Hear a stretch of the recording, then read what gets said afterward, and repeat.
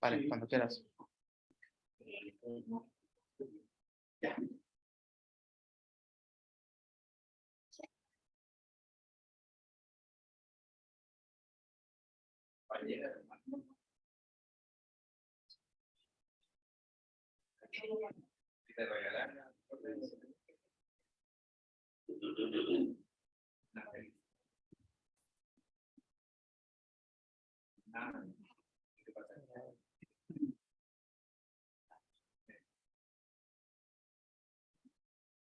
Hola, muy buenos días, tardes.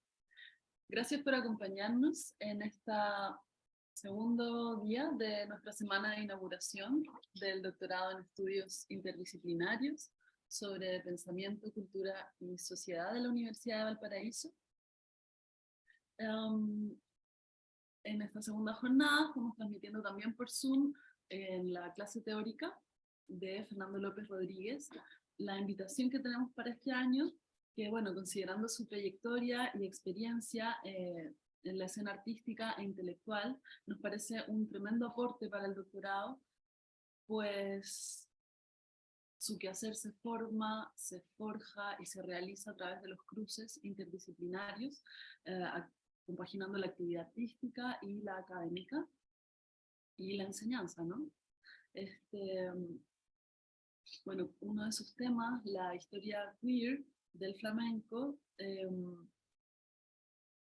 nos muestra su presencia, su interés en desarrollar y revisar los pasos de la historia, la dominación masculina en la cultura y en los espacios que las disidencias y las mujeres han habitado y habitan, ¿no? Detenerse en ese punto, abrirse a la diferencia, mostrar el espectro, en definitiva, de que en las artes, en el flamenco específico en este caso, le permite hablar de la estética, de la disconformidad de género, y lo que puede y lo que no puede decirse.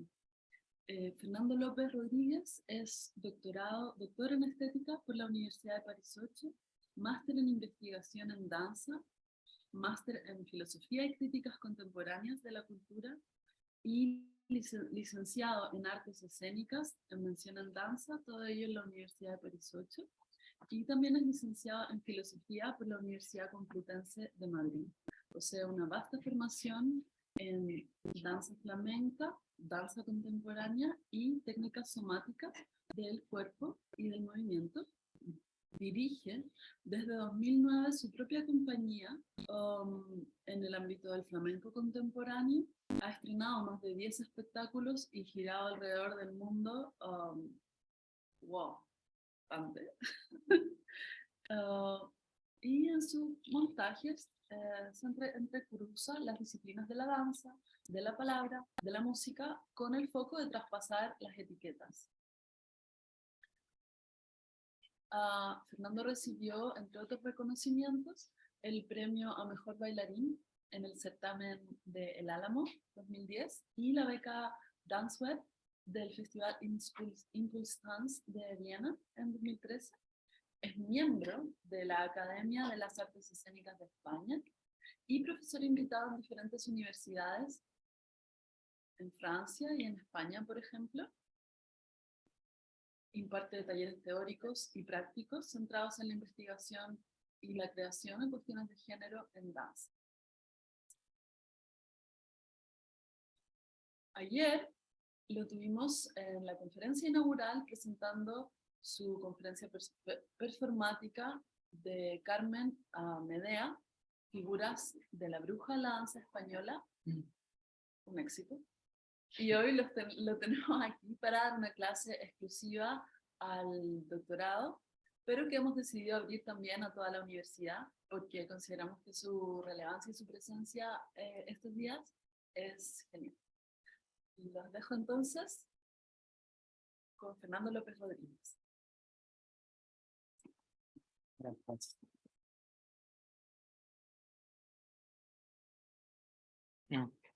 Bueno, voy a intentar estar coordinado con las dos máquinas, el ordenador y el micrófono. Ahora se me escucha, ¿verdad? Entiendo que vosotros también me escucháis bien en el ordenador. Pues espero que sí. Bueno, ¿por dónde empezar? Mi objetivo era dar una charla sobre métodos de investigación en un ámbito, digamos, híbrido entre la investigación performativa, investigación artística y la investigación académica. Me ocurre que cada vez más, aunque esto siempre ha sido una intuición en mi trabajo, siento que eh, las clases o los talleres sobre metodología de la investigación tienen que estar muy vinculados a los procesos específicos de cada una y cada uno de los estudiantes, porque no existen mapas definitivos para que sean válidos para todas las investigaciones posibles. Existen pistas, existen cuestiones comunes que yo creo que todos y todas vamos a atravesar en las diferentes etapas que se siguen en una investigación, y para cada una de esas etapas es cierto que hay consejos, que hay pequeños planos para guiarnos, pero me resulta un tanto abstracto y a veces yo creo que no es del todo eficaz hablar de la metodología de la investigación de manera genérica sin tener una relación muy clara, muy concreta y muy específica con cada uno de los temas de investigación de las personas y con cada uno de los objetivos que se marcan, de los postulados que se utilizan para desarrollar esas investigaciones y a partir de los cuales sí que podemos establecer qué tipo de mapas nos pueden servir mejor o cuáles prevemos que van a ser las problemáticas o los obstáculos a los que nos vamos a tener que enfrentar dentro de ese camino. Entonces, bueno, dicho lo cual, pienso que me voy a centrar en la cuestión de lo híbrido, de lo interdisciplinar y de lo transdisciplinar como categorías que definen este programa de doctorado, y posteriormente hablar un poco sobre el lugar de la creación artística y el lugar de la práctica dentro de los procesos de investigación tal y como yo los he atravesado, lo cual ya también supone como situar esta metodología dentro de mi propia experiencia, que no es la única posible, evidentemente, y a partir de ahí quizás nombrar algunos ejemplos para sobre todo entrar en diálogo con vosotras y vosotros y ver cómo estos pequeños mapas que voy a intentar proponeros pueden resonar de alguna manera para vuestros propios caminos, que al final es lo interesante y lo que para mí es más importante, como proponer pues esa especie de mapas que os permitan caminar por vuestros propios senderos de investigación de una manera un tanto más cómodas. Parto de esta reflexión sobre el término interdisciplinar, transdisciplinar e híbrido porque me parece que condensa muchas cuestiones que pueden ser simplemente terminológicas o no, en función de hasta qué punto las tengamos en cuenta. Desde mi perspectiva, la palabra interdisciplinar tiene mucho que ver con un ámbito de colaboración o de diálogo entre disciplinas que se siguen concibiendo como independientes o separadas, con sus propias metodologías, con sus propias bibliografías, con sus propias figuras de autoridad, con sus propios lenguajes y vocabulario, pero que van a encontrar un espacio de conversación, un espacio de diálogo que en sí ya es muy productivo y muy rico, pero sin abandonar su independencia, sus postulados, como decía previamente, y sus espacios propios. Esto creo que ha sido históricamente en el desarrollo de la investigación performativa, artística o ligada a la práctica, una primera etapa absolutamente necesaria, en la que se ha permitido o se ha promovido este tipo de diálogos, pero el de interdisciplinario habla de ese espacio entre dos cosas, ¿no? Como la necesidad de generar un espacio neutro entre dos disciplinas o entre varias disciplinas que, como acabo de mencionar, permanecen cada una de ellas en su lugar, en su sitio, sin romper o deconstruir sus fronteras, pero que de alguna manera van a intentar salir de sus espacios un tanto monolíticos para generar encuentros. Y esto ya es extremadamente importante y extremadamente interesante porque del diálogo van a surgir nuevas miradas sobre las propias prácticas desde el punto de vista de otras disciplinas, que van a señalar a lugares que el colegueo habitual con personas que comparten nuestras inquietudes normalmente no vemos. Esto ha sido, creo, de una enorme riqueza porque ha permitido ampliar los puntos de vista sobre las temáticas y también incluir nuevas metodologías de trabajo en nuestros propios espacios. Es decir, que ha permitido que la investigación, artística o no, no solo se desarrolle desde los parámetros de la metodología de una disciplina, sino que pueda incluir metodologías de diferentes disciplinas. Si acudo a mi caso personal sobre esta cuestión, para dar un poco de pistas sobre cómo se traduce esta cuestión concreta de lo interdisciplinar, por un lado es cierto que yo tengo la formación en filosofía, siempre he bailado desde el punto de vista práctico, pero no es hasta que me marcho a París que empiezo a desarrollar estudios teórico-prácticos universitarios en danza, y ahí entiendo cómo las metodologías deben abarcar no solo los parámetros de la filosofía, en mi caso, de la reflexión desde la estética, sino otro tipo eh, digamos, de disciplinas que me van a ser absolutamente necesarias para abordar el objeto de estudio. Y esto creo que es como una de las indicaciones, una de las exigencias que me gustaría nombrar desde el punto de vista, desde un primer momento para cualquier tipo de investigación, y es que cada objeto de estudio, cada investigación exige su metodología propia y vamos a tener que ser capaces de imbuirnos de esas metodologías si nuestra investigación lo asume. En mi caso, yo venía de la filosofía, tenía toda la parte práctica de la danza y todo lo que eso conllevaba, que era un conocimiento muy específico, pero a la hora de desarrollar mi proyecto de investigación que tenía que ver con la evolución de los códigos de género masculinos y femeninos, si resumo mucho, en la historia del baile flamenco, me di cuenta hasta qué punto en un primer momento tenía que desarrollar metodologías propias a la historia. Un trabajo de archivo, un trabajo de consulta en la hemeroteca, en los depósitos de la Biblioteca Nacional, del Centro de Documentación del Flamenco, etcétera, etcétera, etcétera, que me permitiese justamente ahondar en esos archivos y no solo recurrir a bibliografía y a fuentes secundarias, es decir, a los libros hegemónicos de historia del flamenco que ya existían y que habían sido elaborados por historiadores, sino yo mismo sumergirme en los propios archivos y también empezar aunque sea de una manera un tanto amateur, comprender cuáles son las lógicas y las metodologías de los historiadores y las historiadoras para yo mismo desarrollar la mía propia. En segundo lugar, un rescate de mis propios conocimientos como bailarín para desarrollar estrategias de análisis coreográfico, de análisis del movimiento y de análisis de obras coreográficas que yo empecé como a estudiar en la universidad en París 8, pero que estuvieron siempre, una vez que me metí a trabajar sobre el análisis, muy nutridas de mi propia experiencia como bailarín, como estudiante y como profesor.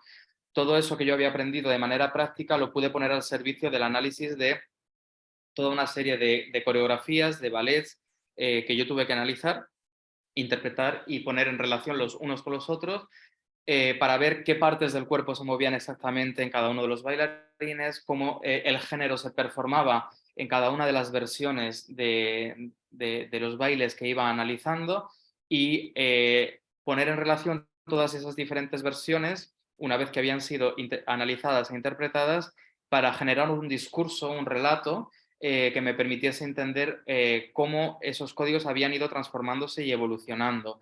Evidentemente, este análisis coreográfico no podía existir sin un diálogo permanente con el contexto social e histórico de cada época, y esto efectivamente me reclamaba nuevamente un conocimiento muy específico no solo sobre la historia de las artes, sino sobre la historia social, política y económica de España, que efectivamente tampoco era mi especialidad y en lo que también tuve que formarme bastante para entender cómo cada uno de los periodos históricos de la historia de España habían tenido una repercusión absolutamente inmediata en la transformación del sector artístico, del tipo de arte que se ofrecía en España en las diferentes épocas, respondía de manera muy clara a los diferentes periodos históricos tanto la Segunda República como posteriormente la Guerra Civil y la dictadura, la transición hacia la democracia y las diferentes etapas desde 1975 hasta la actualidad,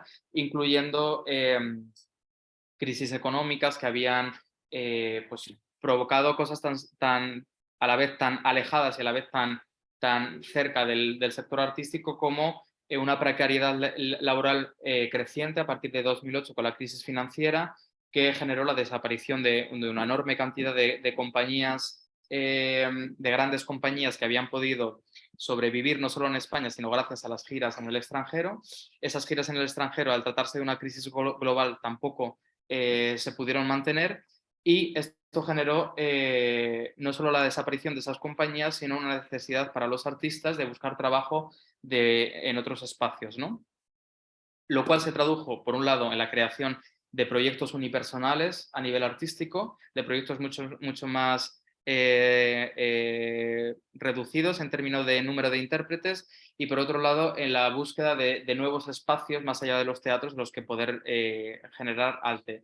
Esto impulsó una generación de artistas que trabajaron en salas alternativas, en salas off, pero también en la propia calle, cosa que hacía tiempo que no sucedía.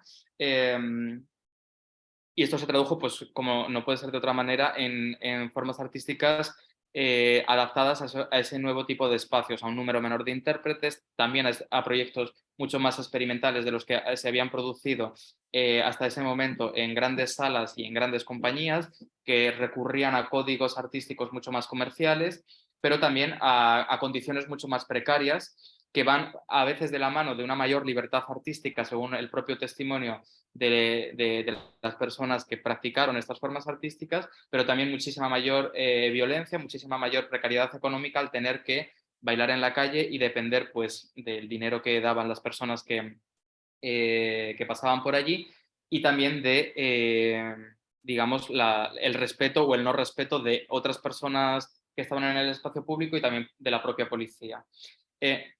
Estoy saltando como de un tema a otro, pero el punto importante es que es absolutamente necesario desarrollar las metodologías que el objeto de investigación exija, ¿no?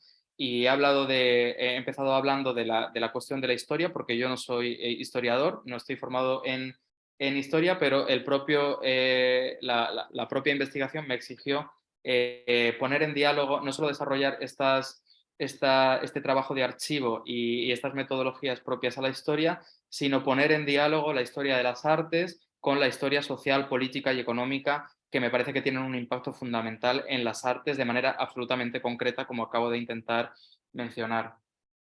La segunda vía que me fue necesaria y que no desarrollé en mi trabajo de final de máster, sino directamente ya en el trabajo de la tesis doctoral, fue la cuestión de las metodologías de la entrevista y del trabajo de campo propias a la antropología. Yo tampoco soy antropólogo, pero esta evolución de los códigos de género en un momento determinado me pidió también completar la información que yo estaba obteniendo a través de los archivos con el testimonio de personas que pudieran contarme cómo se desarrollaba su vida artística y su vida laboral, tanto en etapas previas como en la actualidad.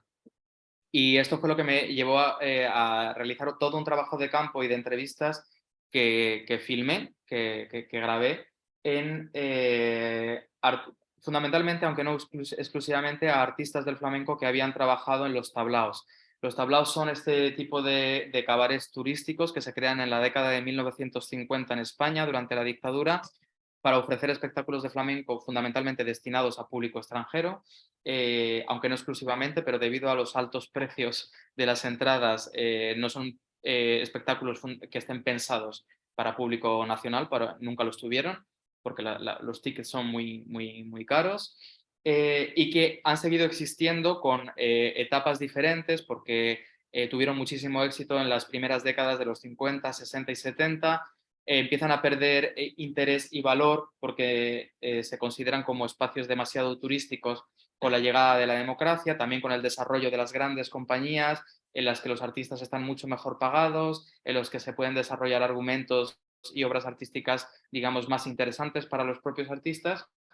Y después de este periodo, entre los años 80, 90 y 2000, en el que los tablaos van a ser considerados por los propios artistas y por el público nacional como espacios denostados, vuelven a reactivarse con esta crisis económica de 2008 porque las grandes compañías, como he comentado anteriormente, desaparecen y los tablaos se mantienen activos porque son los únicos espacios que pueden seguir sobreviviendo debido a que están alimentados por turistas. No responden a un mercado artístico, sino a un mercado turístico. Y como España ha seguido siendo una potencia internacional de atracción de turistas, pues estos tablaos seguían funcionando. Con lo cual se produce una migración tremenda de artistas desde el plano de los teatros, de las grandes compañías, a los tablaos, y los tablaos se renuevan con sangre fresca, digámoslo así, con un grandísimo talento, generando una reactivación de los tablaos que por un lado tiene una parte positiva, que es la calidad artística de esos espacios, porque van a estar gestionados y digamos, con artistas de altísimo nivel que antes solo trabajaban en grandes teatros y que por necesidad vienen a trabajar a los tablaos. Y por otro lado, una consecuencia negativa, o al menos dos. Primero, la precarización de los artistas, porque los tablaos se paga muy poco, muy a menudo sin dar de alta en la seguridad social a los artistas, pagando pues entre unos 50 y 60 euros la noche. Segundo, con periodos de trabajo muy cortos, que suelen ir de entre una semana a un mes como mucho, pero normalmente es una semana, cosa que no sucedía previamente en los tablaos. En los tablaos antes los artistas eran prácticamente fijos. Había algunos, sobre todo los más conocidos, que sí que iban y venían y actuaban cuando no tenían otro trabajo, pero el resto del tiempo se dedicaban a trabajar en compañías. Pero a partir de la crisis económica se liberaliza, digamos, completamente el sector de los tablaos, los contratos se reducen en tiempo, los salarios siguen siendo extremadamente bajos y esos artistas menos reconocidos, incluso las generaciones más jóvenes que encontraban en los tablaos un espacio de trabajo como primera entrada al mercado laboral, porque eran espacios en los que se exigía menos nivel, menos currículum, etcétera, van a perder por completo la oportunidad de comenzar a trabajar. Se va a producir, por tanto, digamos, un tapón generacional que va a impedir a las nuevas generaciones empezar a trabajar en estos espacios como los tablaos y que van a tener que buscar, como he dicho anteriormente, en salas alternativas o en la calle espacios de trabajo o bueno, no sé si llamarlo ni siquiera trabajo porque en algunos casos es simplemente, bueno, espacios casi de supervivencia o de mantenimiento físico para no dejar de bailar. ¿Por qué cuento esto? Porque todos estos detalles, que son además en algunos casos como muy afinados a la hora de entender cómo el flamenco evoluciona y cómo los códigos se van modificando, los pude entender gracias a las entrevistas y en un diálogo entre lo que yo leía a nivel histórico, en la bibliografía secundaria, en los libros de historia del flamenco, en lo que yo leía sobre historia de España a nivel político y socioeconómico, cómo la coyuntura económica había evolucionado en el país, y en diálogo con los propios testimonios de los artistas y de las artistas que me contaban cuánto cobraban, cuánto tiempo estaban contratadas, cómo hacían para ir de un tablao a otro, cómo habían abandonado el tablao desde hacía 20 años y de repente habían tenido que volver a él para poder trabajar porque ya no había trabajo en las compañías. Todo esto yo no lo podía adivinar porque era una generación mayor que la mía. Yo empecé a trabajar justo en la crisis financiera, con lo cual no tenía esa experiencia previa y fue gracias a los testimonios, a las entrevistas, que yo pude obtener este tipo de información que fue absolutamente fundamental para entender cómo el flamenco y los códigos de género evolucionaron en un momento de crisis, ¿no? Como fue la del 2008. Por lo tanto, tuve que desarrollar una metodología nueva, que no era la mía tampoco, que era la metodología de la entrevista y que era propia a la antropología, a la etnología y demás.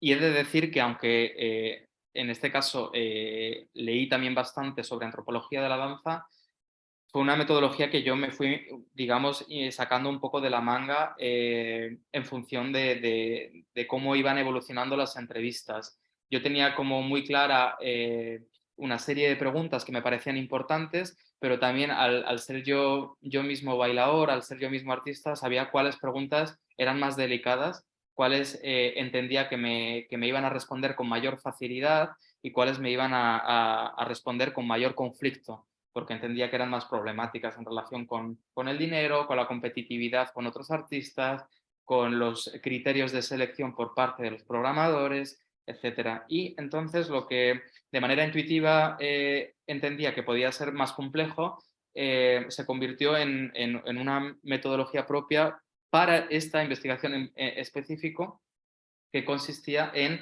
desarrollar una entrevista que entrara primero haciendo preguntas que realmente no me interesaban en absoluto, pero que permitían generar un clima de confianza con los artistas sobre su formación, sobre dónde habían empezado a bailar, con qué maestros, cómo habían llegado al flamenco, etcétera, etcétera, etcétera. Una serie de, de preguntas de contexto que en ningún caso alimentaron mi investigación, pero que me permitían de alguna manera entrar poco a poco en el tema hasta llegar, digamos, a las preguntas más complejas o más conflictuales, más conflictivas, que llegaban cuando ese clima de confianza ya se había establecido y posteriormente dejaba una serie de preguntas que, repito, no me interesaban en absoluto y no tenían que ver específicamente con mi cuestión de investigación, para de alguna manera suavizar la salida de la entrevista y salir de ella también haciendo sentir a la persona que había sido entrevistada no violentada, ¿no? Sino más cómoda y también, digamos, dispuesta de alguna manera a completar la entrevista en otro momento si yo de repente tenía alguna duda, alguna pregunta que quisiera hacerle más allá de esa entrevista concreta y específica, ¿no? Entonces, como digo, en resumen, lo interdisciplinar, y todavía no he empezado la charla, tenía que ver con tiene que ver con un diálogo entre disciplinas separadas, pero también con una asunción de ser capaz de plegarnos a la metodología que el objeto de investigación nos exige, lo cual a veces nos lleva a tener que formarnos en metodologías y en disciplinas que no conocemos, a las que no estamos habituados, pero que también enriquecen muchísimo nuestra experiencia como investigadores y que también nos van a permitir posteriormente incluso ampliar nuestro perfil de investigador, de artista, etcétera, etcétera, etcétera. No querría terminar este punto sin bueno, contar algo que sucedió en el propio proceso de investigación en relación con estas entrevistas que llevé a cabo, con este trabajo de campo, porque tiene mucho que ver con la conexión entre lo académico y lo artístico. Como he dicho anteriormente, estas entrevistas fueron grabadas con una cámara que no era demasiado mala, tampoco demasiado buena, pero suficiente como para crear primeros planos de las personas que iba entrevistando. Esto también fue para mí muy importante a la hora de hacer las entrevistas, que era no establecer como un sistema de grabación que fuera extremadamente complejo y que diera la impresión de una puesta en escena que obligara a las personas bueno, a performar, ¿no? Sino yo colocaba la cámara de manera como muy inmediata, a veces los planos salían medio torcidos, pero yo prefería que los planos salieran medio torcidos a tener que establecer como un sistema muy complejo que llevara a la persona a colocarse en un lugar muy poco natural y muy poco espontáneo. Sin embargo, lo que vi es que, bueno, que las entrevistas eran muy interesantes, al menos para personas que conocen mucho el flamenco, porque hablaban de cuestiones muy técnicas. Tal vez no eran muy interesantes para un público general, pero sí para el público del flamenco. Y también empecé a acumular, por otro lado, todos esos vídeos de archivo procedentes de la Filmoteca, procedentes de la hemeroteca del Nodo, sobre cómo habían sido los tablados durante la dictadura. Y entre las entrevistas y los archivos me pareció que había mucho material para crear casi una película documental. Y eso es lo que hice. Entonces decidí que la propia tesis no iba a ser solo una tesis escrita, una tesis de investigación clásica, sino que iba a contener al menos dos objetos artísticos, una pieza coreográfica que fui creando a medida que fui avanzando en la investigación y de la que quizás luego hable posteriormente. Y cuando me encontré con este material de entrevistas decidí que también iba a haber este documental. Evidentemente yo no tengo formación tampoco en audiovisuales, con lo cual requería el acompañamiento de de una empresa que me hizo la postproducción, el montaje, entre esas imágenes de archivo que yo había rescatado sobre los tablaos durante la dictadura, intercaladas a las entrevistas, ¿no? Digamos que es un documental, como digo, muy técnico en el contenido y muy precario o muy simple, mejor dicho, a nivel de composición. No hay un trabajo verdaderamente afinado en términos de formatos. Son simplemente fragmentos de entrevista, fragmentos de los archivos y así se van intercalando para dar a entender un poco cómo ha sido la evolución de estos tablaos. Pero bueno, gracias a ese documental, primero generé un nuevo dispositivo para compartir mi investigación, que no era solo el texto, la palabra, sino un documental que se podía y se puede proyectar en cualquier sitio. Se estrenó en el Ambigu del Teatro La Zarzuela, ha ido a diferentes festivales de flamenco como el Festival Flamenco de Düsseldorf, lo cual me permitió también hacer una performance y entrar en el circuito artístico de este festival, en un centro cultural asociado a la Universidad de Sevilla, ahora recientemente en otro festival de flamenco, y bueno, digamos que fue una herramienta de difusión del conocimiento, que es algo que también nos interesa mucho como investigadores, al menos a mí personalmente, para que los resultados de la investigación no lleguen solo bueno, a otros investigadores que saben ir a la página donde está colgado el artículo científico para citarlo en sus propios artículos, sino que pueda llegar a otro público que no accede a este tipo de artículos científicos y que tampoco le interesa ese tipo de formato, ¿no? Además, he de decir que metodológicamente fue muy interesante, al menos en el estreno, porque yo invité a todas las personas que había entrevistado a la proyección del documental y esto curiosamente generó un espacio de debate después del documental que fue como una nueva entrevista colectiva que me dio muchísima más información porque los entrevistados habían trabajado conmigo de manera individual. Yo iba a un tablao específico, hablaba con el programador o con algunos bailadores, recogía el material, luego iba a otro tablao y demás. Ahí lo que se estableció, aunque no pudo asistir todo el mundo, pero sí bastantes personas, fue una charla colectiva entre personas que normalmente no hablan entre sí, que son los dueños, los bailadores de diferentes tablaos, y además se incidió mucho en una cuestión que aparecía solo mencionada de manera muy anecdótica en el documental, pero que fue como el punto sobre el que giró toda la conversación y que tenía que ver con algo que también comentamos ayer,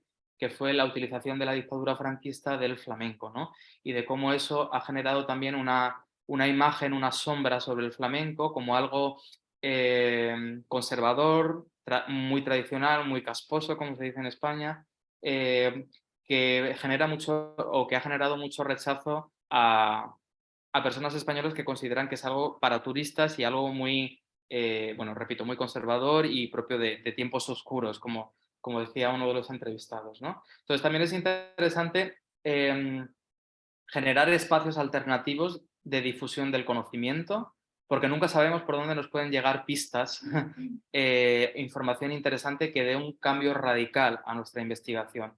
Y yo, por experiencia, creo que en las conversaciones informales aparecen muchas informaciones que pueden ser de absoluta relevancia, muchísimo más o al mismo nivel que otro tipo de trabajos, otro tipo de metodologías muy formales. Creo que en la charla, al menos en lo que confiere las artes vivas, aparecen testimonios, informaciones, referencias a otros artistas que son de absoluto valor.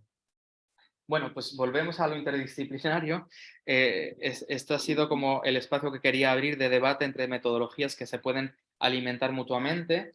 La segunda categoría que querría convocar y que me parece que es un paso más allá de lo interdisciplinar en el que se mantienen esos espacios separados es la categoría de transdisciplinar en un doble sentido. Primero, en un sentido literal, lo trans como aquello que produce un tránsito, una transformación, un viaje de un lugar de partida a un lugar de llegada en el que hay cosas que se modifican, que cambian, y que por tanto ya nos habla metafóricamente de un espacio en el que no solo hay un diálogo entre agentes independientes que mantienen sus metodologías de partida sin tocar, sino un espacio de transformación en el que partimos de una disciplina para saltar a otra y en ese viaje entre disciplinas hay cosas que necesariamente se modifican. Incluso yo diría las metodologías o los espacios de partida se modifican.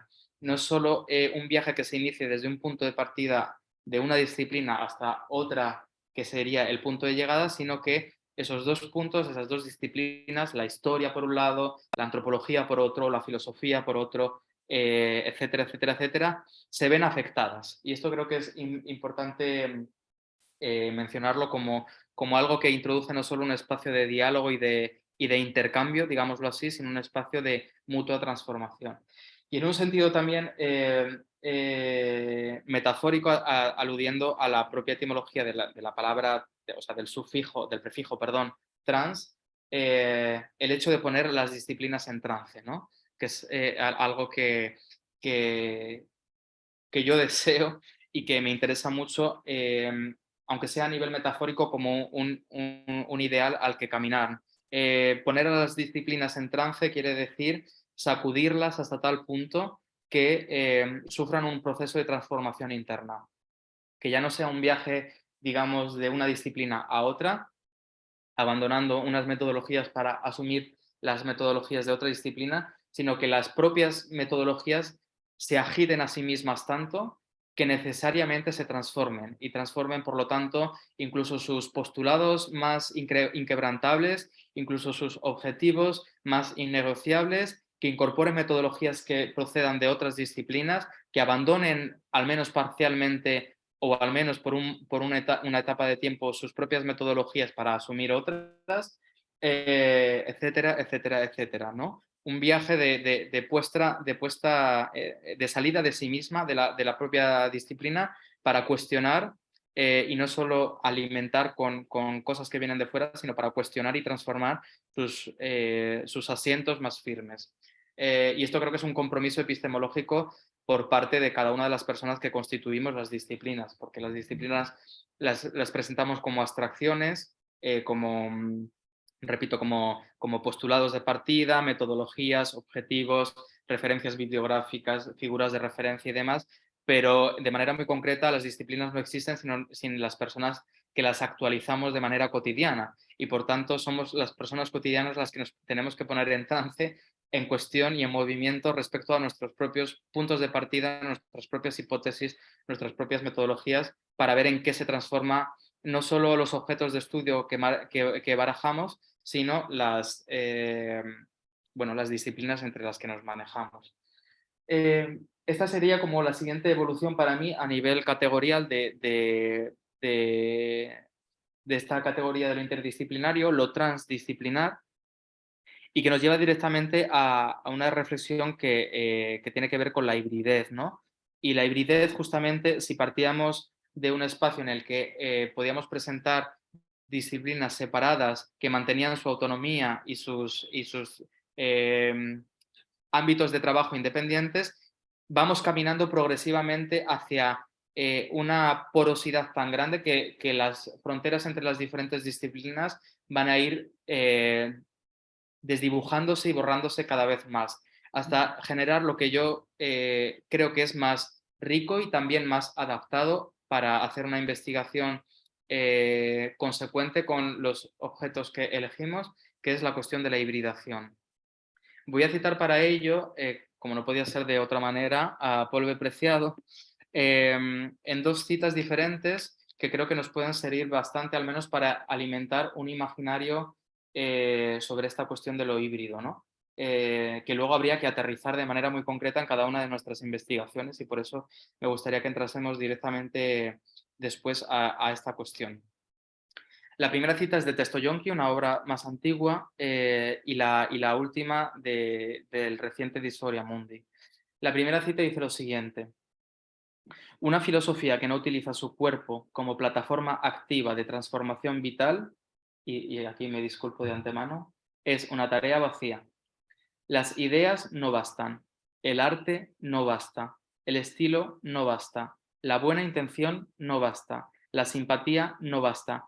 Toda filosofía es un arte de autovivificación, cuando no de disección del otro o de lo otro. Una práctica del corte de sí, de incisión de la propia subjetividad. Cuando el amor de la vivisección escapa del propio cuerpo, la filosofía se convierte en política. ¿Qué es lo que me interesa de esta cita?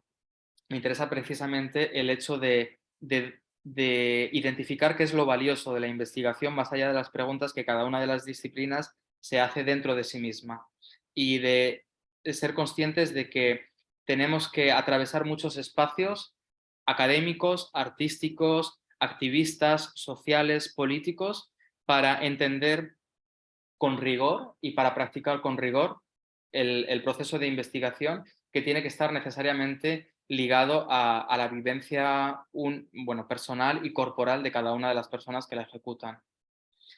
La segunda cita, que como he dicho pertenece a un vocabulario que Preciado presenta al final de Dysphoria Mundi, nos habla de un concepto muy específico, que es el de hibridación antidisciplinaria.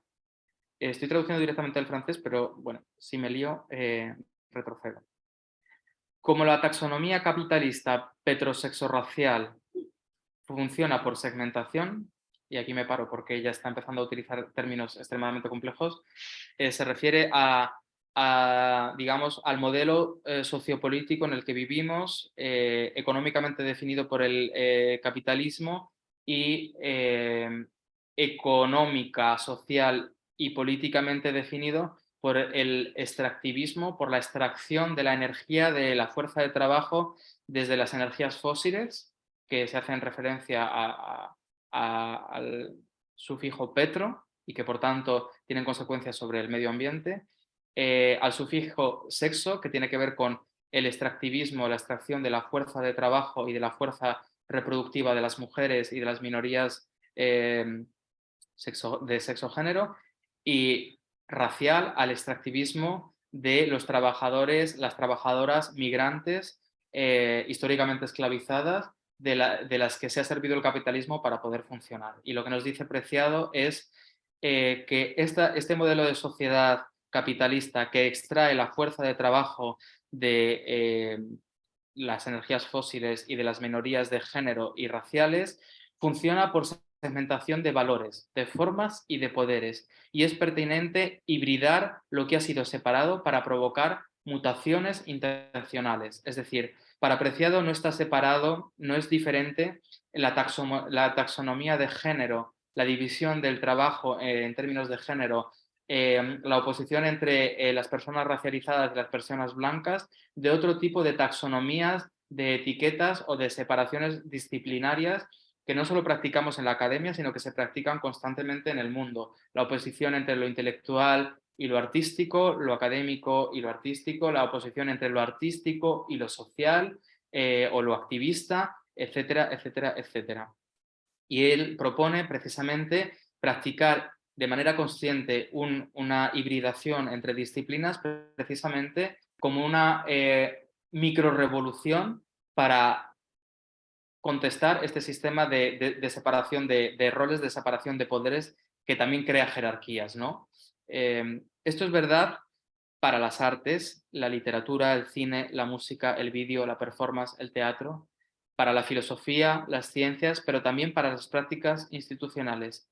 Por una parte, el cine debe convertirse en filosofía, la filosofía debe convertirse en poesía, la poesía debe convertirse en teatro, la música en historia social. Por otra parte, el museo puede convertirse en el mejor hospital clínico, el hospital clínico en un teatro, el teatro en el mejor laboratorio, el laboratorio en una orquesta, en una startup, en un centro de movilización social y así hasta el infinito, en una transformación de formas y de funciones que escapan a la validación capitalista y heterosexo-racial de la vida.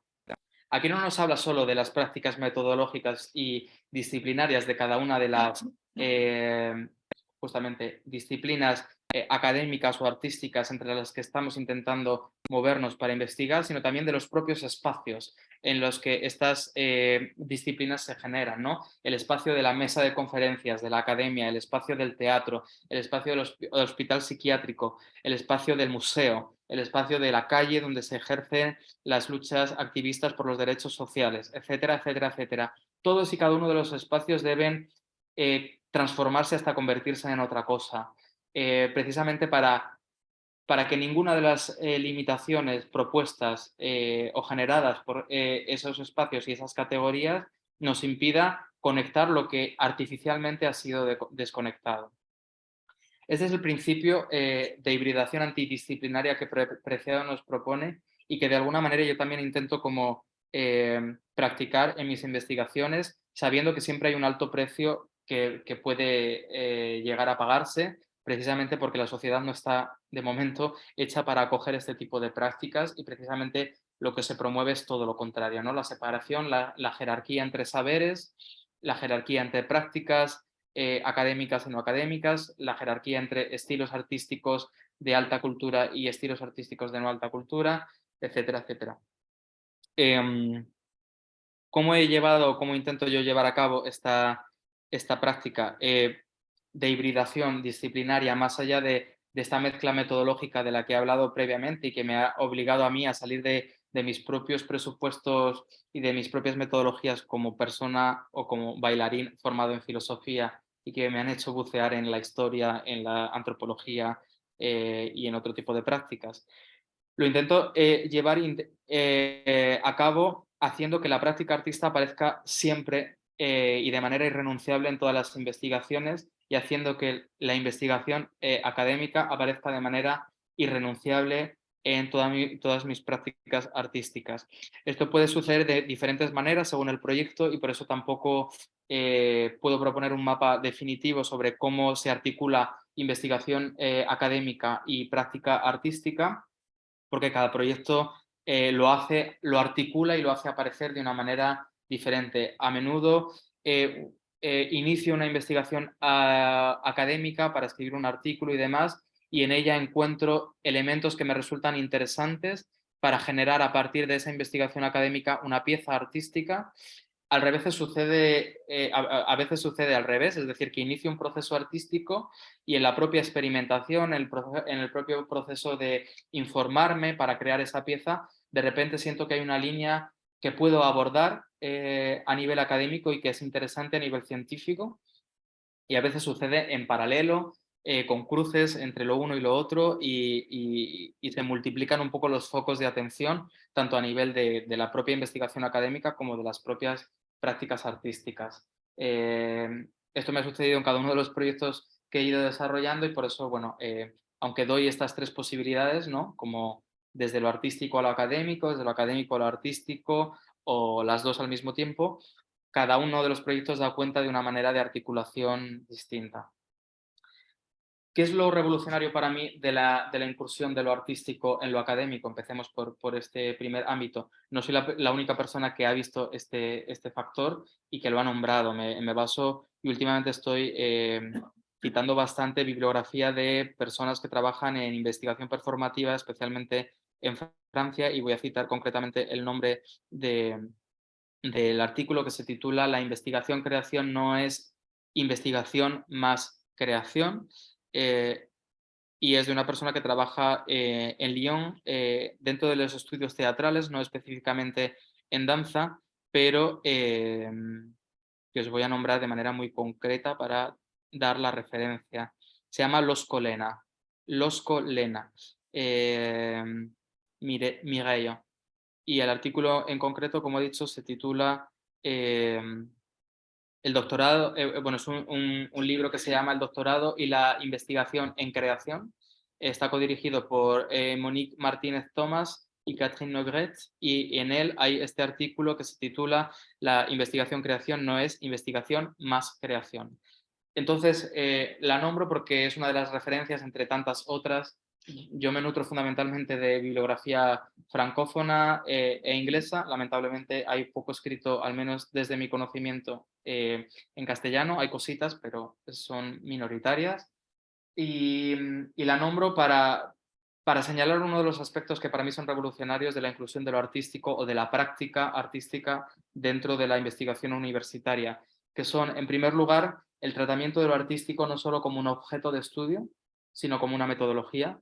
En mi caso como bailarín, pero cada una de vosotras lo podréis trasladar a vuestros espacios de creación, el estudio de danza no es solo un lugar al que acudimos para entrevistar a los artistas, para analizar o interpretar los procesos de creación o para analizar e interpretar las obras coreográficas una vez terminadas, sino que son espacios de experimentación y de investigación que dan cuenta de metodologías extremadamente interesantes que parten del cuerpo, por lo general, como espacio de experimentación y como espacio de método, pero también de la interacción de lo corporal y de lo coreográfico con la música, con el espacio, con elementos dramatúrgicos, con la palabra, por lo tanto, y con otra serie de elementos en los que podemos encontrar modos de trabajo extremadamente interesantes, ¿no? Lo que yo propuse ayer a la hora de hacer la introducción a la conferencia bailada, que era articular palabra y pensamiento, y lo anuncié así desde el principio,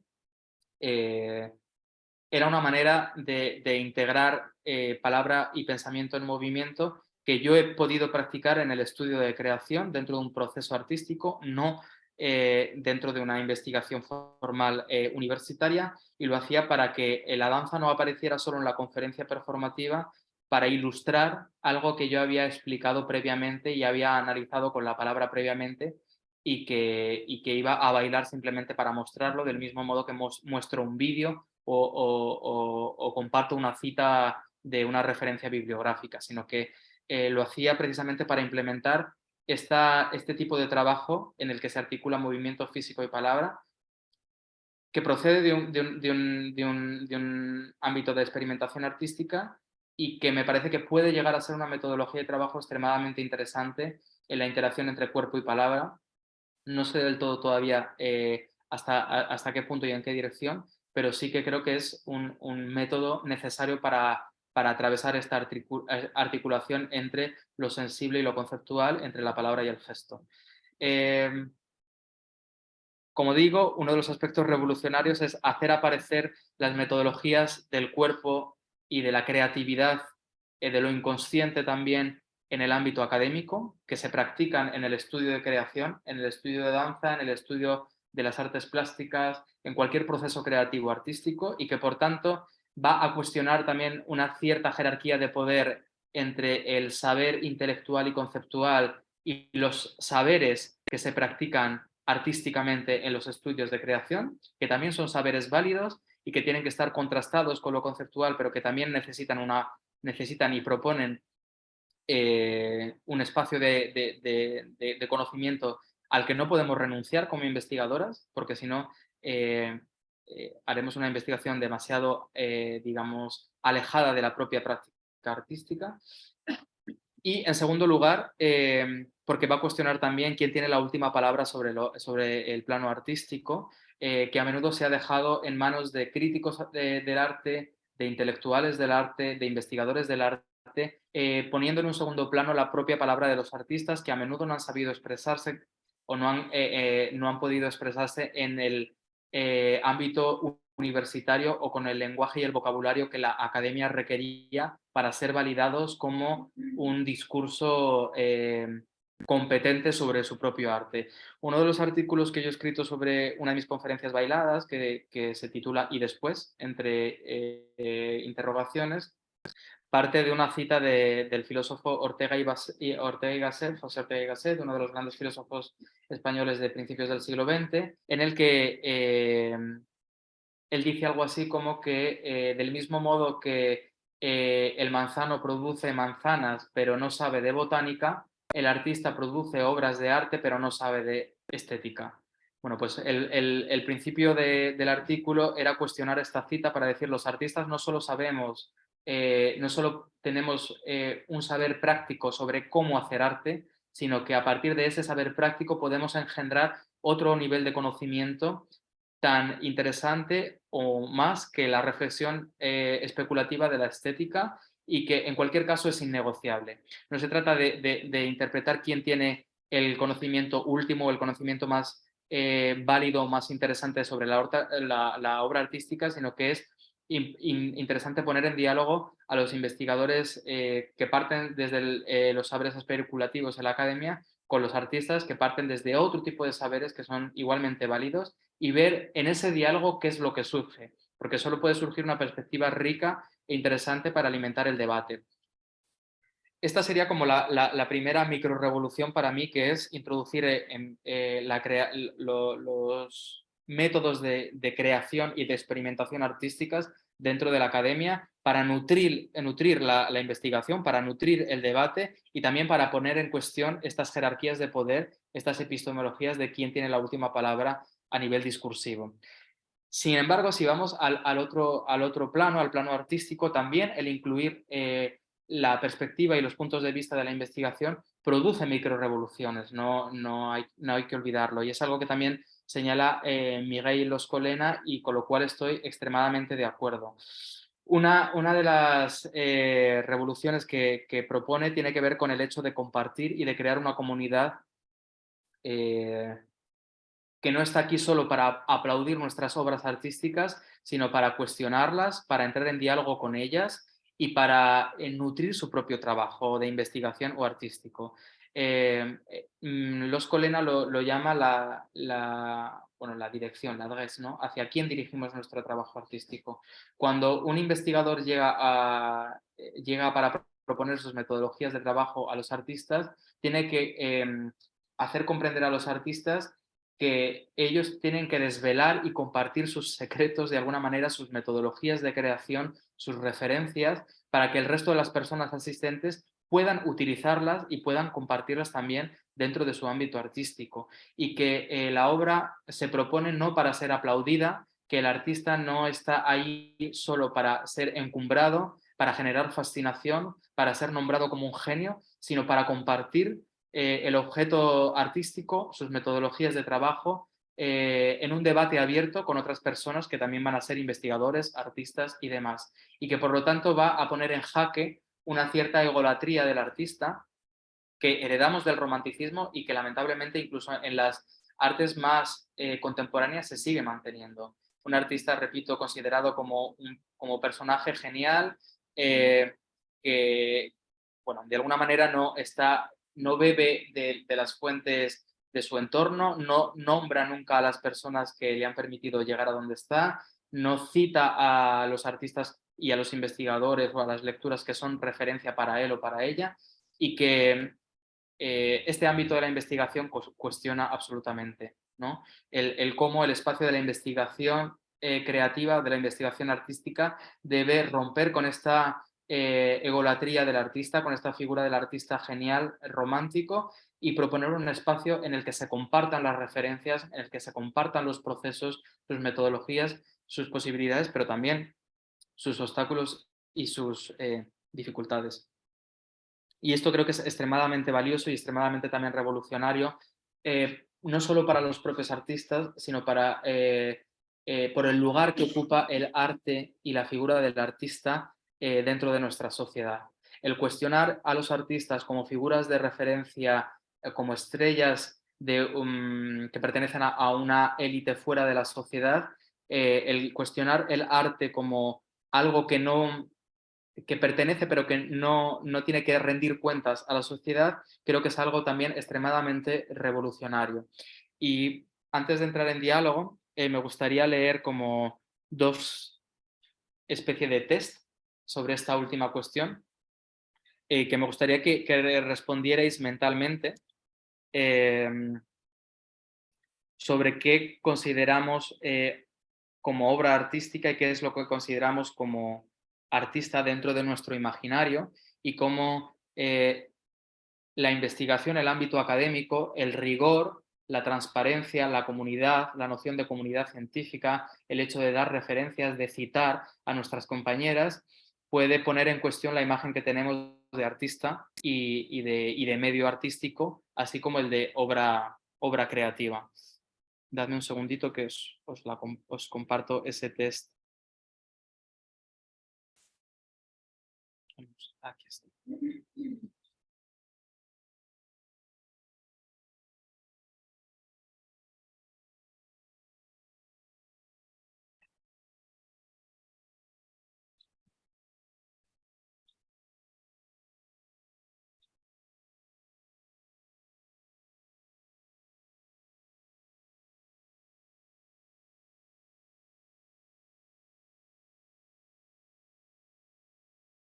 Muy bien. Pues nada, podéis responder mentalmente, podéis tomar alguna nota. La primera tiene que ver con obra artística. Como entiendo que no todos pertenecemos a las artes escénicas o a las artes vivas o al mundo de la danza y del teatro, lo podéis adaptar a cada uno de vuestros ámbitos en relación con el tipo de arte que practicáis. Yo lo propuse desde la noción de espectáculo o de performance, pero puede ser cualquier otra noción. Y la pregunta es, el objetivo del test es preguntaros a vosotras mismas si la obra artística es o no es la siguiente serie de cosas que voy a nombrar. Un espectáculo es o no es, 1, un ritual religioso. 2, una sesión terapéutica en la que el artista realiza un acto psicomágico para tratar de resolver alguna de sus experiencias traumáticas y llora. 3, una sesión terapéutica en la que los espectadores ven representada en directo alguna de sus experiencias traumáticas sin resolver y lloran. 4, un ratito bueno. 5, el despliegue de capacidades técnicas del artista. 6, la fiesta de cumpleaños que siempre quisimos. 7, un acto de lenguaje en el que el artista ocupa el rol del emisor, el espectador el rol del receptor y la obra de arte el rol del mensaje, transcrito a veces como un jeroglífico y que habrá de ser descifrado o interpretado por un crítico competente de arte. Siguiente, una transacción económica. Siguiente, una fantasía sexual. Siguiente, la representación del mundo en el que vivimos. Siguiente, la representación del mundo en el que nos gustaría vivir. Siguiente, un sueño lisérgico o el resultado de una paranoia provocada por el consumo de drogas alucinógenas. Siguiente, el abrazo que nunca nos dieron. Siguiente, la hostia que nos dieron muchas veces, pero una vez más y esta vez con público mirando. Siguiente, un acto de entrega de diplomas. Siguiente, una cacofonía. Siguiente, una tortura china. Siguiente, una vía de escape a los problemas de la vida cotidiana. Siguiente, un testamento. Siguiente, todo lo anterior. Siguiente, nada de lo anterior. Siguiente, otra cosa. Este sería el test. Evidentemente, bueno, no sé si es tan evidente. Está inspirado en este poema de Borges citado por Michel Foucault en el prólogo de Las palabras y las cosas.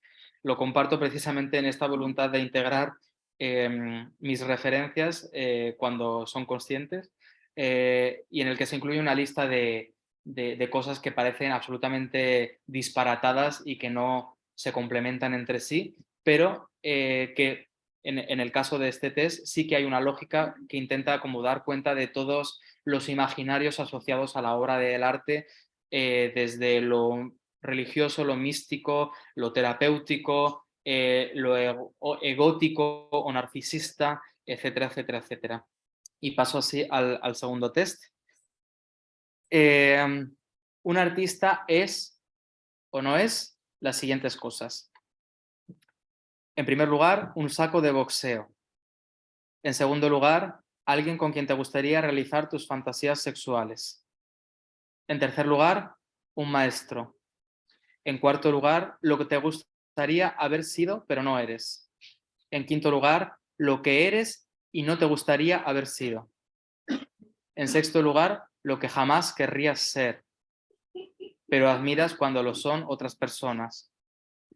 En séptimo lugar, un niño caprichoso al que te gustaría abofetear. En octavo lugar, un niño caprichoso al que te gustaría abofetear antes de darle una propina para que se compre chucherías. En décimo lugar, tu padre o tu hijo. En decimoprimer lugar, tu madre o tu hija. Siguiente, tu mascota. Siguiente, un perrito adoptado. Siguiente, un profeta. Siguiente, un medium con el más allá. Siguiente, alguien cuyo nombre pronuncias sin apellidos delante de gente desconocida cuando has mantenido con él o con ella una conversación de 5 minutos y te da la impresión de que es tu amigo porque te responde de manera educada. Por ejemplo, si yo me hago una foto con Antonio Gades y ya hablo de él como Antonio, porque considero que es mi mejor amigo. Siguiente, alguien adelantado o atrasado a su tiempo, que también es tu tiempo. Siguiente, una promesa de libertad. Siguiente, un trabajador sexual. Siguiente, un monitor de aeróbic. Siguiente, el cojín que abrazas por las noches antes de dormir. Siguiente, la estampita de un santo al que le pones velas encima del fregadero de la cocina, como si fuera el póster de un adolescente. Siguiente, alguien con quien hacerte una foto para tener la impresión de que tu vida es más interesante de lo que realmente es. Siguiente, todo lo anterior. Siguiente, nada de lo anterior. Siguiente, otra cosa. Pues muchas gracias. Hasta aquí la presentación. Como decía, lo más importante para mí es el diálogo. Y también lo más importante es bueno, de las cosas importantes que he nombrado es el cuerpo, y como cuerpo que soy necesito ir al baño. Entonces voy a hacer un minuto de pausa y hacemos una charla para compartir, un minuto, si os parece. Gracias.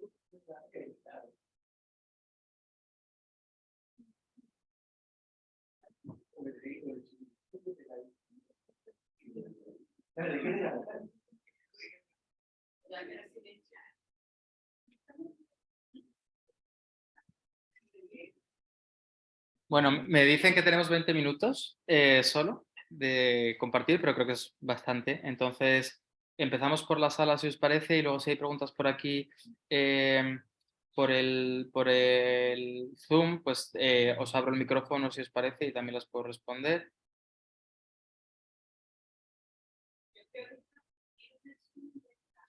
¿Sí?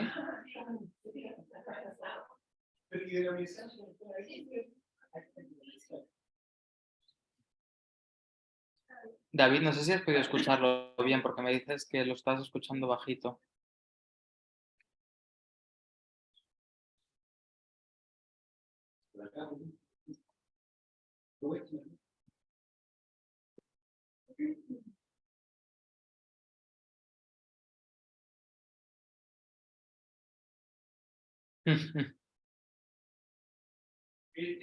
Sobre el libro, ¿no?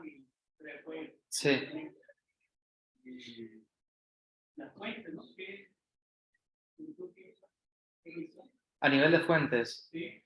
pues depende un poco de la época histórica. Esto lo comentaba ayer, como que fue un poco consecuencia de la pregunta que me hizo mi directora de tesis al inicio del proyecto, cuando yo le dije que quería fundamentalmente centrarme en el desarrollo del flamenco contemporáneo como algo que deconstruía los códigos del flamenco tradicional, y ella me dijo que, bueno, que había que investigar qué era eso del flamenco tradicional, cuándo se gestaba, ¿no? Entonces hay una etapa de revisión de fuentes y de reescritura de la historia del baile flamenco a partir de fuentes secundarias, de obras de generaciones de investigadores previos como Gamboa o José Luis Navarro García, que han hecho un trabajo ingente de reconstrucción de la historia del flamenco, pero en la que faltaban sobre todo ciertas ciertas cuestiones relacionadas con la perspectiva de género, fundamentalmente. En el caso de la etapa que oscila entre 1850, que es cuando se empieza a considerar que nace el flamenco, hasta, sí, yo diría hasta, no sabría decirte ahora mismo. Sí, bueno, hasta 1936 con la Guerra Civil consulté fundamentalmente las obras secundarias, pero también completé muchos con trabajo previo que había hecho de hemeroteca, de archivos en la Biblioteca Nacional y también de trabajo de reconstrucción coreográfica a partir de partituras. Que esto no es un trabajo que yo haya hecho en el contexto de la tesis, pero lo hice previamente en el trabajo de final de máster y lo he continuado posteriormente. ¿Esto qué significa? Pues que fundamentalmente hay dos estilos sobre los que he trabajado que en el ámbito del flamenco aparecieron a principios del siglo XX, que son el garrotín y la farruca, sobre los que he encontrado muchísimas partituras musicales, muchísimos libretos, muchísimas descripciones en prensa y que me hicieron entender que esos bailes flamencos no tenían nada que ver con el baile flamenco tradicional que conocemos ahora. Además, encontré varias descripciones coreográficas, no demasiadas, pero algunas, en un tratado de bailes de 1912 de José Otero y en algunas revistas, incluso una revista americana que encontré en el archivo online de la Biblioteca Pública de Nueva York. Y a partir de ahí reconstruí varias coreografías que me permitieron entender, bueno, cómo eran esos bailes de principios de siglo y ese conocimiento práctico me permitió mejor entender la articulación entre el flamenco y el mundo del cabaret a principios del siglo XX. Entonces, por responder a tu pregunta, yo partí de los textos ya escritos sobre historia del flamenco, pero añadiendo nuevas fuentes, algunas de archivo y otras de práctica que estaba generando yo, que me permitieron matizar y contestar un poco algunas de las afirmaciones que se hacían en esos tratados, completarlas o desarrollarlas más. Luego, la etapa más reciente de la investigación, que yo sitúo entre 1975 y 2008, en esa etapa, digamos que me baso en algunas fuentes que ya han sido escritas y las amplío un poco, sobre todo incluyendo la perspectiva de las condiciones de trabajo de los artistas, es decir, todo el ámbito de lo laboral, y análisis coreográfico de algunas de las obras, porque es una época más reciente sobre la que ya hay cosas escritas, pero todavía hay una cierta nebulosa sobre qué es lo que sucede en el flamenco durante la transición democrática y en los años 90-2000, porque queda como todavía un poco reciente y en los tratados, en las obras, digamos, de historia del flamenco son los típicos capítulos que llegan al final del libro, que son muy cortos, sobre los que se dan algunas referencias, pero que están muy incompletos. Entonces yo lo que hice en esa segunda etapa de la historia fue completar un poco más con esta perspectiva que acabo de nombrar esa etapa. La tercera etapa, la más reciente, que para mí abarca desde 2008 con la crisis financiera, yo diría hasta la crisis sanitaria, que ya no está incluida en mi tesis. Yo terminé en 2018. Fue fundamentalmente a partir de las entrevistas que realicé y que he nombrado previamente, y para mí el estatuto de esa investigación es inicial, es decir, igual que yo me he apoyado en otros investigadores para etapas previas, yo inicio, digamos, de alguna manera, las primeras reflexiones sobre la época actual o el pasado más reciente para que posteriormente otros investigadores e investigadoras puedan venir a completar ese análisis que yo hago fundamentalmente a partir de lo que te digo, de informes sobre la situación del sector artístico durante la crisis económica en España, contrastado con las entrevistas que yo vine haciendo a los propios artistas, a programadores y demás. Pero claro, son investigaciones con un calado y una densidad diferente, porque no es lo mismo reescribir la historia, si resumo mucho, y completarla, que escribir tú el primer capítulo sobre un pasado reciente en el que todavía no sabemos muy bien qué es lo que ha pasado, porque nos sigue pasando de alguna manera, y en el que yo doy ciertas referencias, pero que necesariamente tendrán que ser completadas con investigadores posteriores. Sí. Sí, o sea, primero me gustaría como la presentación del libro es muy impresionante y yo creo que he visto cuenta de la complejidad y el libro efectivamente rescata esa interdisciplinaridad para poder lograr este relato que tiene que ver con la historia de y entonces yo tengo una duda que es muy concreta, tiene que ver con cuestiones concretas cuando nos enfrentamos al trabajo. Entonces, yo me puedo imaginar cómo organizaste el archivo histórico, pero entonces, la tablita, me imagino. Pero lo que me llama la atención es justamente a la resultados que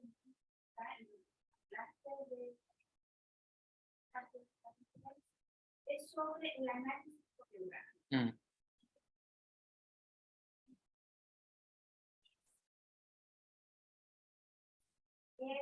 En una, voy a ponerlo así, tablita para emular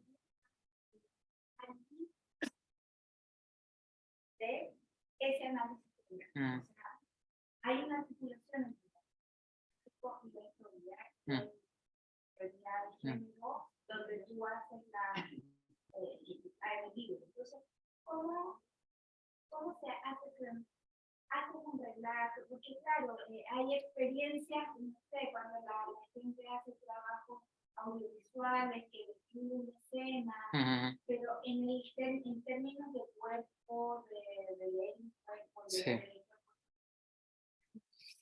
Bueno, hay como bastantes trabajos sobre análisis coreográfico que dan como pistas, pero sobre todo un poquito lo mismo, que depende un poco de la obra que analices o de la coreografía que analices y de cuál sea tu objetivo con ese análisis. No es lo mismo analizarlo para, no lo sé, para investigar los códigos de género, como era mi caso, que si quieres realizar esa coreografía para ver las interacciones entre, yo qué sé, entre portés de hombres y mujeres, yo qué sé, con otro objetivo diferente, ¿no? Y va a ser el propio objetivo del análisis el que determine un poco el punto de vista. Pero para responderte, para mí siempre tiene que haber una etapa descriptiva que a veces es un tanto aburrida, pero que da muchas pistas de describir de manera muy concreta y muy precisa qué es lo que tú estás viendo, ¿no? En términos de movimientos, de calidades de movimientos, de relación del cuerpo con el espacio, cuáles son los desplazamientos en el escenario, cómo es la relación con la música, con otros elementos dramatúrgicos y demás. Y en función de eso, poder comparar las descripciones entre diferentes coreografías. En el caso de la farruca, que fue una sola danza la que analicé para todo el trabajo final de máster, era más sencillo porque era solo un baile con muchísimas interpretaciones diferentes, pero que por lo general tenía elementos comunes en esas diferentes interpretaciones. Entonces, mi foco en ese caso se dividió en dos etapas. Una primera etapa tenía que ver con identificar los elementos comunes a todas las versiones para ver qué elementos aparecían todo el tiempo y entonces efectivamente hice algo así como una tablita en el que identificaba cuáles eran los gestos o los pasos de movimiento que aparecían básicamente en todas las coreografías, ¿no? Y los describía de manera concreta, les ponía un nombre, ¿no? La V con los brazos, el tránsito hacia detrás con la no sé cuántos. Y el objetivo de ese primer foco de análisis era identificar los pasos comunes a todas las coreografías. En segundo lugar vino la cuestión del género y ahí sí que hubo un trabajo más relacionado no solo con el código de movimiento, sino con la manera de ejecutarlo y la puesta en escena en relación con las versiones realizadas por hombres y las versiones realizadas por mujeres. Como las mujeres, a partir de los años 90, empiezan a revisitar la farruca como un baile masculino y que por tanto lo van a hacer utilizando vestuario, utilizando ciertos movimientos que tradicionalmente se han considerado como masculinos. Y mi objetivo fue definir en términos de movimiento qué se llama masculinidad en el baile flamenco, que tiene que ver con la ejecución de líneas rectas, con el borrado de ciertas partes corporales como las caderas, la sobriedad también en el rostro, la ejecución de zapateados muy virtuosos, etcétera, etcétera, etcétera, e ir identificando esos elementos tanto en las versiones hechas por hombres como en las versiones hechas por mujeres. Pero a esas conclusiones sobre qué se llamaba masculinidad, llegué, como he dicho anteriormente, analizando muy concretamente qué es lo que hacen bailadores hombres en un baile que se considera masculino. Y lo que hacían eran estas cosas, líneas rectas, muchos zapateados, sobriedad en el rostro, etcétera, etcétera, etcétera. Y así fue como llegué a esa conclusión. Bueno. Voy a responder a una pregunta en el chat. Hay una pregunta ahí atrás y respondo aquí. Dice, quisiera preguntar sobre el nombre del flamenco, que ayer mencionaste que solo se habló abiertamente con ese nombre en los 60 y acabas de mencionar que habría comenzado en 1850 aproximadamente. Lo aclaro porque había visto la pregunta anteriormente. Cuando decía que no se nombraba el flamenco como tal, me refería a la televisión pública y a los medios de comunicación franquistas. La palabra flamenco existía efectivamente desde 1850, que es aproximadamente cuando se encuentran las primeras referencias en prensa, aludiendo a este estilo artístico como flamenco, pero durante la dictadura, desde 1939 hasta los años 60, cuando había apariciones en la televisión, bueno, la televisión en los noticiarios, ¿no?, de la propaganda franquista, era donde no se utilizaba la palabra flamenco y se utilizaba bailes nacionales, bailes españoles, etcétera, etcétera. Así tú. Una pregunta, hay una poca varias ignorancia entre lo que conozco como hay una rama del flamenco que es propiedad de la marginalidad y del universitario, que se toca sin rentabilidad. Y en el entendido de que no se baila, se realiza en ruedas dentro de las cárceles. Dentro de las cárceles. Sí, se ha realizado. Un poco más interno. En el entendido que no debería ser un baile, pero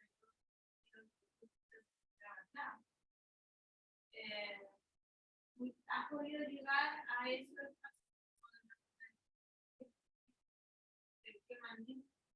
Es que las referencias que me están dando no se corresponden con el flamenco. No sé a qué te estás refiriendo exactamente, pero no. Mira, aprovecho y me preguntan aquí, insisten, ¿y por qué le dijeron flamenco? ¿Por qué llamaron flamenco al flamenco? Esto es lo que yo llamo una discusión bizantina sobre el sexo de los ángeles, ¿no? Sobre si los ángeles tienen sexo o no. No se sabe exactamente. Flamenco es un sinónimo, al menos en la península, de bravucón, de orgulloso, de valiente, de fuerte. Es un sinónimo de no te pongas flamenco, no te pongas chulo, no te pongas soberbio. Es probablemente la connotación más sencilla de por qué a este estilo, que se alimentaba de danzas y de cantes previos, se le empezó a llamar flamenco porque era una manera de ejecución en los cantes, en los bailes, más soberbia, más fuerte de lo que se había realizado previamente. Luego hay otros investigadores que tratan de buscar una etimología en palabras árabes que no tienen ningún tipo de sentido y que no tienen ningún tipo de justificación histórica. Yo creo que lo más ajustado a la realidad y lo más probable es que la etimología proceda de este adjetivo, porque digamos, el perfil social, y ahí sí que me hago eco de lo que acabas de decir, el perfil social de personas que empezaron a hacer flamenco y a ser artistas e intérpretes de flamenco eran personas procedentes de clases bajas y que en el siglo XVIII-XIX se llamaban manolos, majos, chulos, gente de barrios pobres, populares, pero que tenían esta actitud y esta estética como bravucona, valiente, fuerte y demás, un poco chulesca, que el flamenco heredó, sin lugar a dudas. Y yo creo que el adjetivo viene un poquito por ahí. Sí. El flamenco, el animal, yo creo que no, bueno, no sé, el pájaro rosa. También existe flamenco como el toponímico de Flandes, que tampoco tiene nada que ver. Entonces existe la pintura flamenca, pero hace referencia a Flandes, no al flamenco como tal. Sí, sí, bueno, machista tiene una connotación fuerte, ¿no? Porque incluso las mujeres, o sea, quiero decir, en el flamenco ha habido machismo como en todas las demás artes, pero las mujeres también han tenido un papel muy importante y han asumido esa estética fuerte, que no era necesariamente única de los hombres, sino que era también un valor para las mujeres que bailaban o que cantaban con esa fuerza, con ese desgarro, con esa chulería, con esa predisposición, ¿no? Sí. Ella tiene un toque de creación en la Mm, danza. mm, mm, ¿Cómo es este trabajo creativo? mm, mm. ¿Cómo es eso? ¿Se graba? Mm. ¿Se lea? ¿Se dibuja? ¿Cómo se construye? Pues, pues escribo mucho y creo que empiezo a descubrir, claro, cada pieza es diferente. Sí, guión y describo imágenes que me vienen de cómo podría ser la puesta en escena, del tipo de movimiento. Suelo tener como carpetas también, igual que tengo para investigación, en la que voy metiendo archivos, imágenes, vídeos, prensa, o bueno, prensa no tanto para la creación, pero sí textos, y tengo cuadernos en los que escribo de todo.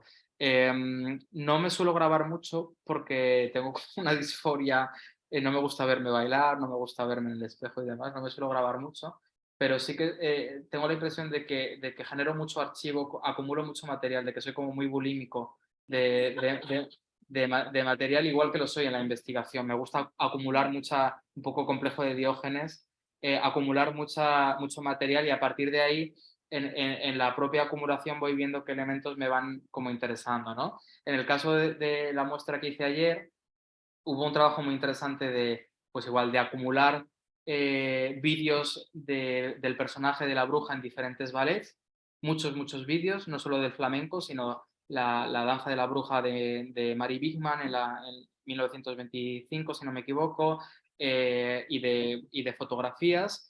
Por un lado, para construir este relato sobre la bruja y que aparecía pues, en todos los gestos que fui explicando, pero también imágenes, fotografías que se hicieron a las bailarinas de la consagración de la primavera, en las que había toda una serie de posturas que yo retomo de manera además como muy literal en el trabajo para romper con la línea recta de la verticalidad.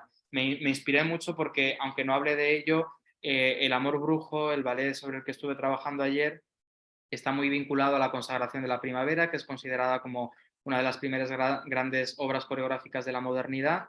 Creo que Manuel de Falla se inspiró mucho musicalmente también de la música de Stravinsky para la consagración de la primavera, y creo que hay un puente entre las dos obras. Y a partir de ello como que justifico el hecho de haber encarnado las figuras de las bailarinas de la consagración de la primavera. Bueno, me miro en el espejo en el estudio, pero no me grabo.